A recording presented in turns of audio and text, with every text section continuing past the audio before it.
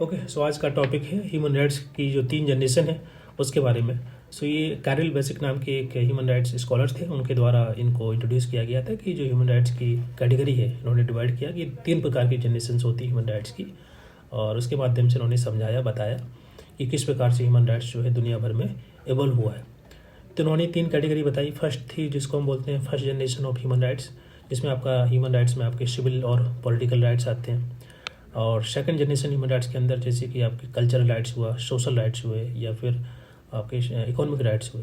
इसी प्रकार से थर्ड जनरेशन में आपके ह्यूमन राइट्स जैसे कि सॉलिडारिटी राइट्स होते हैं, या दुनिया भर पूरी सोसाइटी के लिए जो राइट्स होते हैं, एक एक करके अंडरस्टैंड करेंगे।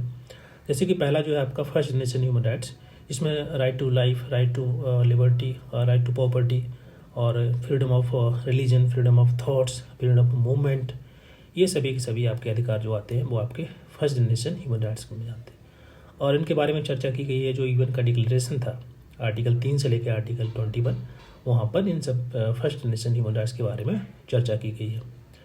ओके, इसी प्रकार से अगर बात करें सेकंड जनरेशन ह्यूमन राइट्स के बारे में, तो आपका इकोनॉमिक, कल्चरल और सोशल राइट्स कहलाते हैं। जैसे कि राइट टू वर्क हुआ, काम करने का अधिकार, राइट टू हेल्थ केयर हुआ, राइट टू एजुकेशन हुआ, तो ये सभी आपके राइट टू सिक्योरिटी हुआ, ये सभी आपके राइट्स जो होते हैं इनको पॉजिटिव राइट्स बोला जाता है, क्योंकि ये स्टेट की रिस्पॉन्सिबिलिटी होती है ये सभी इंश्योर करने के लिए। जैसे बहुत सारी वेलफेयर प्रोग्राम्स होते हैं सरकार के पब्लिक के लिए, तो इनको मेंशन किया गया आर्टिकल 22 से लेकर आर्टिकल 27 में, जो आपका यूएन डिक्लेरेशन उसमें मेंशन किया गया है।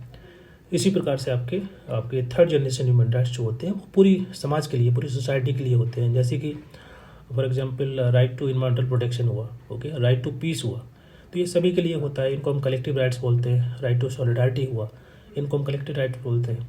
और इनके बारे में चर्चा की गई, जैसे आपका जो स्टॉकहोम कन्वेंशन हुआ ह्यूमन राइट्स, ह्यूमन एनवायरनमेंट के ऊपर 1972 में हुआ था। इसी प्रकार से अर्थ समिट हुई थी 1992 में, उसमें इन सभी जो थर्ड जनरेशन ह्यूमन राइट्स के उनके बारे में चर्चा की गई है। सो 3 जनरेशन आपको याद रखना है, इनको दिया गया है कैरल बेसिक के द्वारा।